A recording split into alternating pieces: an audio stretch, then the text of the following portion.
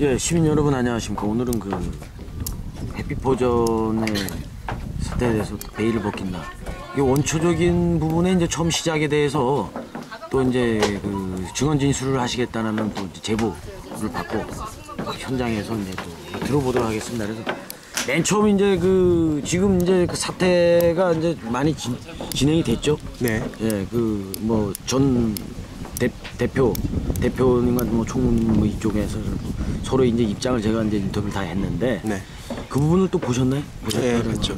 일단 그 부분에 대해서 뭐 따로 말씀드릴 내용은 없고. 내용은 없고. 네. 그럼 이제 그 지금 말씀하시는 분이 이제 처음에 그 뭐 사업 시작할 때 네. 그 참여했던 관계자분하고도 이제 좀 그 어떤 연관도 있고. 네. 그래서 그런 부분을 이제 체계적으로 뭐 지금 학생이시라고 그러는. 네, 대학생. 네. 나름대로 또 여기 해피포전에 관련해서 자료를 수집하신 게 있어갖고 그 내용을 들어보도록 하겠습니다. 네. 그러니까 처음부터 이제 한번 이래 편안하게 말씀해 주시죠. 뭐. 네, 그 일단은 그 09년부터 09년 09년. 네, 09년 10월부터 그 영원한 쉼터 화장장을 그 해피포전에서 위탁 운영하게 됨에 따라서 09년부터 위탁 운영을 해서 그에 대한 수익금이 나오지 않습니까? 위탁 운영하다 보면 수익금. 네, 그 수익금에 대한 그 사용 처에 대한 불투명성을 이제 시의회에서 다루게 됩니다. 아, 시의회에서. 네, 그 당시 그 시의회 내용을 살펴보시면 내용을. 2012년 2월 20일 날짜 제2차 그 자치행정위원회 회의록을 보시면 그 수입 지출을 보면 2011년도에 수입이 11억 원, 그 지출이 10억 원, 그 2010년도 수입이 10억 7천, 그 지출이 9억 5천만 원이다. 1년에 이제. 네, 이렇게 나와 있습니다. 그 여기서 문제된 것이 무엇이냐면 그 순수익금이 약 2억 5천만 원이다라고 나와 있는데 그것을 과연 어디에 썼느냐. 몇 년도에? 수익금. 네, 순수익금이 2010년도하고 11년도 합친 순수익금이 아, 순수익금. 2억 5천만 원이다. 지금 2년 3개월 동안 운영해서 나온 돈이 2억 5천만 원인데 이것을 어디에다 사용하였느냐가 지금 문제가 돼서 지금 그 해피포전의 문제에 대한 그 도화선이 짚혀지게 된 거죠. 그 문제를 제기하게 된 시기가 몇 년도쯤 돼요? 아마 올해 초일 겁니다. 그래, 올해 초. 그래서 그 다시 내용을 말씀을 드리면 그 이 수익금 사용처 그 내용 중에 그 용역 수수료라는 항목에서 그 1억 1천만 원이 지출됐다고 짚고 있습니다. 여기서 말하는 그 용역 수수료는 그 대표이사 분하고 뭐 총무이사 분이 그 그만두게 되면서 그 2년 3개월분의 그 월급이 한 번에 지급된 것이다라고 나와 있는데요. 그럼 2년 3개월 그 두 분을 그 n분의 1로 나눴을 때 그러면 약 1년 연봉이 그 3천여만 원 정도 되는 결론이 나오고 그럼 근데 그 두 분께서 그 마을을 위해서 일하신다고 주장하시면서 그 대기업 연봉하고 맞먹는 그 3천여만 원의 연봉을 받았던 분들이 그에 충족하는 일을 하셨을까라는 젊은 마음에 그 의문이 생겼고 그리고 또 한 가지 그리고 왜 저분들이 월급을 받을까라는 의문이 생겼습니다. 그 만약에 그 두 직책의 월급을 줄이거나 그 명예직으로 해서 받지 않았다면 그 당연히 그 혜택은 그 주민분들 모두에게 돌아갔을 텐데. 골고루? 네, 그렇죠. 그래서 얼마 전에 또 그 수익금 분배로 그 가고 난 그 100만 원씩 지급한 사실이 있는 걸로 알고 있습니다. 100만 원씩 지급했죠. 네네. 근데 그 단 두 직책에서 그 수익금 중 2억 5천만 원 중에서 1억 1천만 원을 상당량을 가져가는 바람에 그 마을 분 두 직책에서? 네, 두 직책에서요. 1억 1천만 원을 가져가는 바람에 그 마을 분들이 그 100만 원 이상 그 받을 수 있는 수익금이 결과적으로는 줄게 된 거죠. 네, 그 부분이 가져간 뭐 자료가 있어요? 네. 여기 보시면은 그 이전 총무님께서 이런 마을의 그 의혹에 대한 그 자신의 의견을 피력하기 위한 그 자료가 있습니다. 아, 여기 보시면 2011년 3월쯤 5,200만 원을 지급받았으며 근본 사태 발생 시 3년간 근무하였기에 그와 관련해 그 나머지 금액과 퇴직금과 위로금을 하여 5,200만 원을 현금으로 받았다라고 이렇게 그렇죠. 이전 총무님 받았다라고 말씀을 하고 있습니다. 네. 그리고 대표이사님은? 그 대표이사님에 대한 내용은 받으셨죠? 지금 이 전 총무님께서 그 보내신 서신에 의하면 그럼 지금 이게 서신으로 온 거예요? 네, 이렇게 마을분들에게 다 마을분들에게 다 방문하시면서 보내신 겁니다. 그래서 여기 보시면 그 전 마을 이장님이시자 그 해피포전 김모 대표님께서는 회사에서 월급을 받지 않았다라고 주장하신다고 하기 때문에 그 이전 총무님께서 그건 사실이 아니다라고 이렇게 말씀하고 계십니다. 근데 그 두 번째로 따져볼 것이 무엇이냐면 그 과연 그 수익금이 그럼 애초부터 그 마을 분들에게 나눠드리기로 돼 있었느냐에 대한 사항인데 그 부분에 대한 자료는 이제 그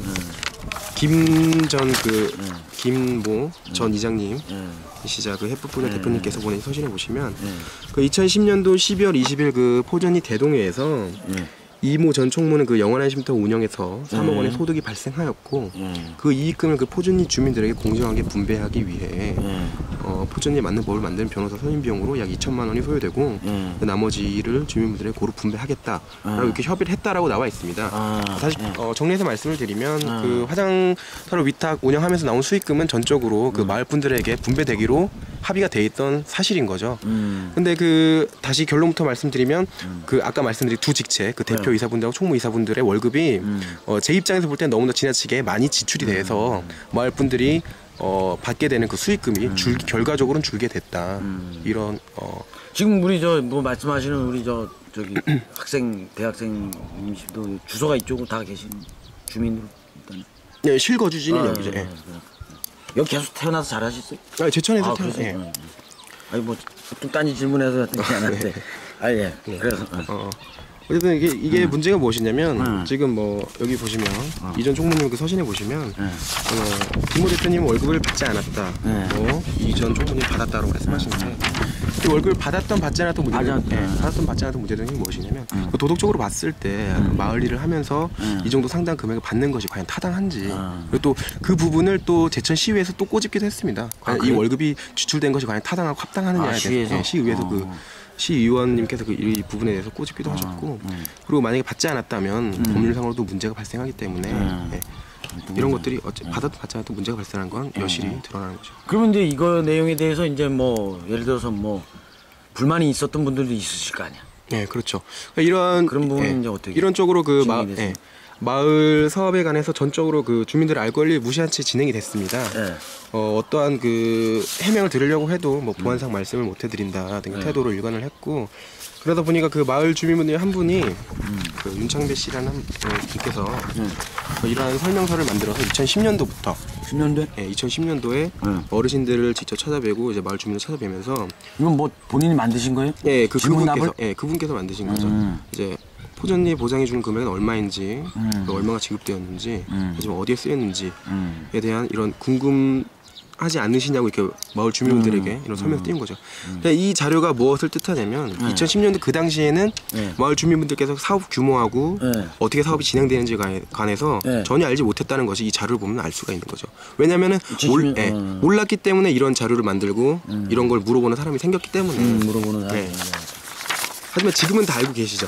왜냐하면 마을 일이 좀 커지고 이러다 보니까 어쨌든 그 이러한 의혹이 계속되고 있음에도 이런 활동을 하는 사람 이런 활동을 계속했는데 윤창배 씨가 계속을 했는데 그러던 찰나에 해피포장 그 집행 간부님들께서 그 윤창배 씨하고 윤희루 씨를 18가지 제명을 들어서 고발을 하게 됩니다.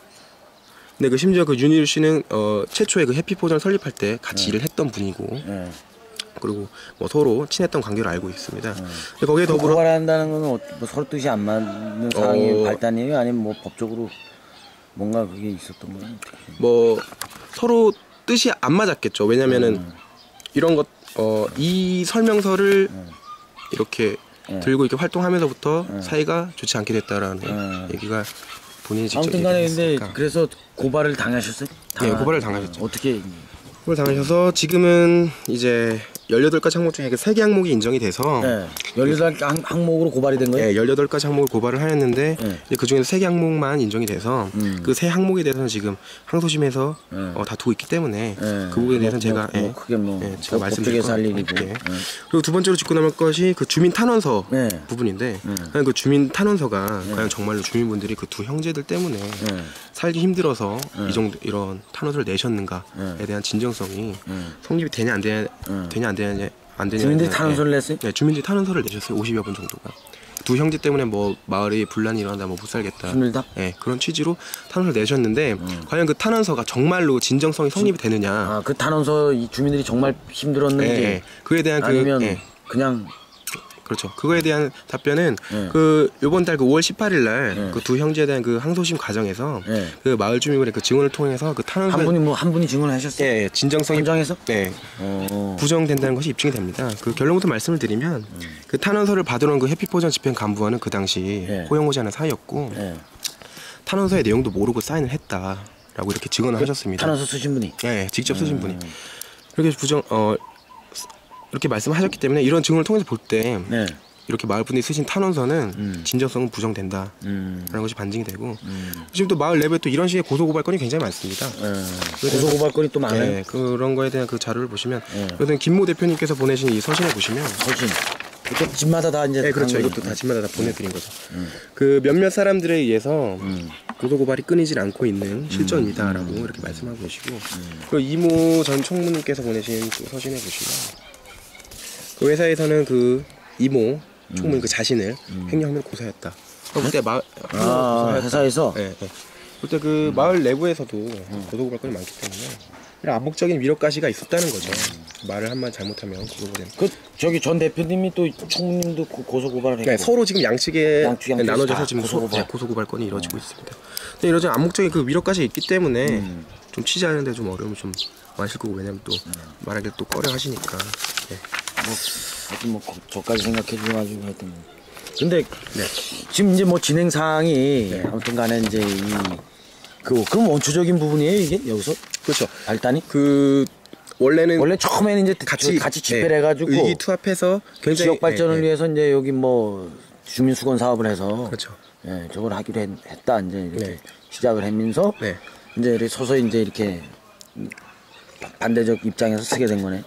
그렇죠. 그 틀어지게 된 계기에 대해서는 그 저번에 그 인터뷰하신 그런 부분도 있고 그 이전 총무님의 인터뷰 내용을 보시면 그런 사업에 대한 그 불투명성을 지적하고 계십니다. 그 인터뷰 내용을 보시면 그런 것들 때문에 사소한 감정들이 쌓이다 보니까 갈라지게 된 거죠. 그러니까 결정적으로 도화선을 집힌 사건은 이런 수익금에 대한 사용 내용이 불투명했기 때문에 그 내부적으로도 좀 이렇게 투명성 있게 하자라는 의견하고 뭐 반대로 나눠져서 이런 것 때문에 갈라지게 된 거죠.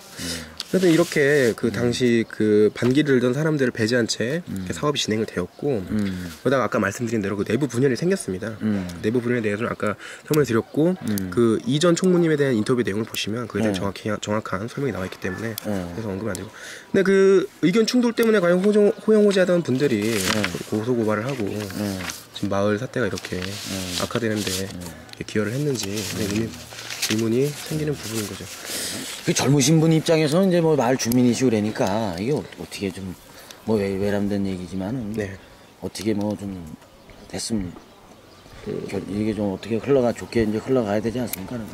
근데 최초의 그 마을 해피포전에 대한 그 도화선을 집힌 사건은 그 수익금에 대한 불투명성을 이유를 들어서 마을 분들 소수분들이 투명하게 하라라는 사소한 활동에 의해서 시작된 건데 그 집행부 내부에서도 뭐 이런 싸움이 있었다고 보고요.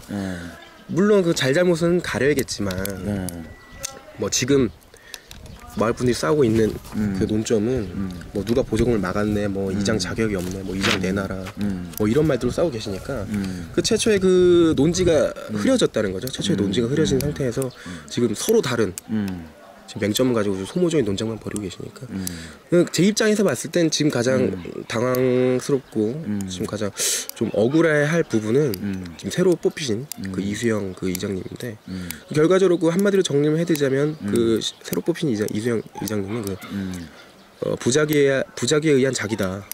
아무것도 하지 않았음에도 지금 마을 분들께서는 지금 큰 잘못이라서 한 듯이 그 이장님은 취임 1월 달부터 해가지고 네 그렇죠. 근데 한 5개월 넘었죠. 근데 뭐 공식적인 그 이장 활동을 하지 못했고 하지 못했어요. 그또 인터뷰 내용 보시면 또 그거에 대한 피력한 내용이 있기 때문에 그거를 보시면 또 이해가 되실 겁니다.